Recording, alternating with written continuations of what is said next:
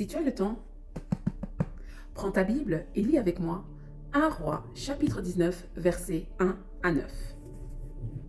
Achab rapporta à Jézabel tout ce qu'avait fait Élie et la manière dont il avait tué par l'épée tous les prophètes. Jézabel envoya alors un messager à Élie pour lui dire que les dieux me traitent avec la plus grande sévérité si demain, à la même heure, je ne te fais pas ce que tu leur as fait. Voyant cela, Élie se leva et partit pour sauver sa vie. Il arriva à Beer-Shéba, une ville qui appartient à Juda, et il laissa son serviteur. Quant à lui, il marcha toute une journée dans le désert, puis il s'assit sous un genêt et demanda la mort en disant : « C'est assez. Maintenant, Éternel, prends-moi la vie, car je ne suis pas meilleur que mes ancêtres. » Il se coucha et s'endormit sous un genêt. Et voici qu'un ange le toucha et lui dit : « Lève-toi et mange. » Élie regarda et il vit à son chevet un gâteau cuit sur des pierres chauffées ainsi qu'une cruche d'eau.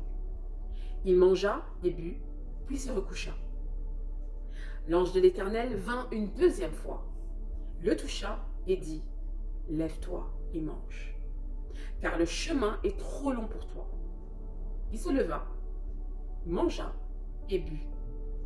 Puis, avec la force que lui donna cette nourriture, il marcha 40 jours et 40 nuits jusqu'à la montagne de Dieu, jusqu'à Horeb.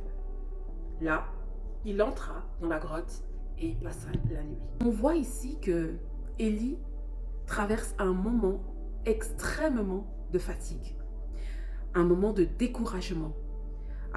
C'est juste après, vous voyez, ces deux grandes victoires spirituelles.